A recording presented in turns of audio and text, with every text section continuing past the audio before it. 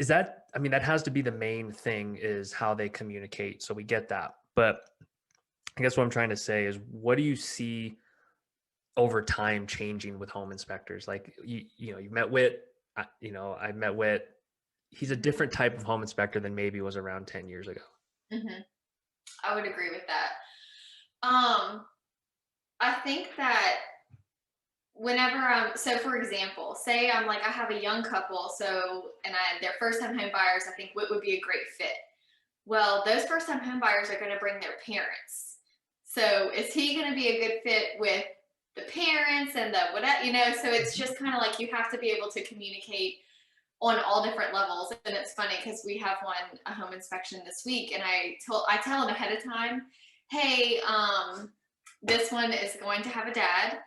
The dad is an engineer, and this is how the dad is, and it's just nice. I like a heads up, everybody wants it. I try to prepare, but I also try most times to get my clients to come towards the end of the home inspection. Sometimes it works, sometimes it doesn't. They usually want to be there the whole time so they Right. can measure or do whatever. But I do try to plan it to where the first 2 hours he's there, he's alone.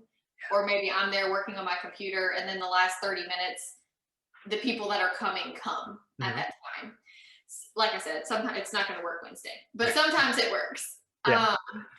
I think too, like for the previous home inspector that I used a lot, that I was feeling had scheduling conflicts, for example, I always went through the website and picked the time that was available. Hmm.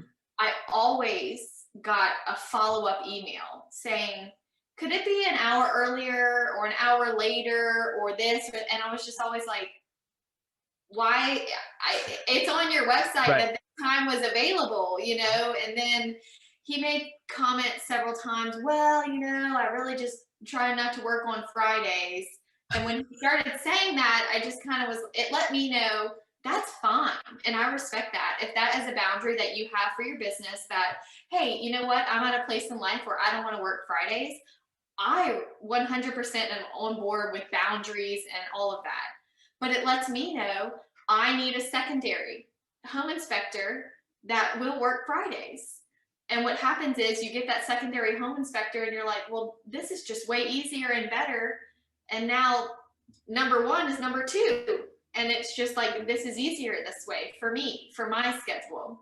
That's a So great. it just kind of, it's not that I don't use that person anymore. I still think he's a great home inspector, and I'm not dogging that he doesn't want to work Fridays. I think it's awesome. But I have to find someone that, can accommodate those days. So, Yeah, that's the big shift we're seeing in the industry. I think right. it's the ones that are riding off into the sunset, kind of casually doing their couple days a week, and that, like you said, totally okay. Like that's a perfectly acceptable retirement plan. Um, but to the I agents also, that's out there hustling, that's tough. I also think there's such a parallel between new agents and new home inspectors. Hmm. Like we see new agents all the time, and then y'all see new home inspectors all the time. I think the barrier to entry to our profession is too low. I think it's too easy, which is why do you happen to know the home inspector like fail rate? Because the realtor success ratio is that 3 out of 10 make it to year three. So Three out of 10 30, to year three. so Okay. if 10 people get licensed, 3 people will still be realtors by year three.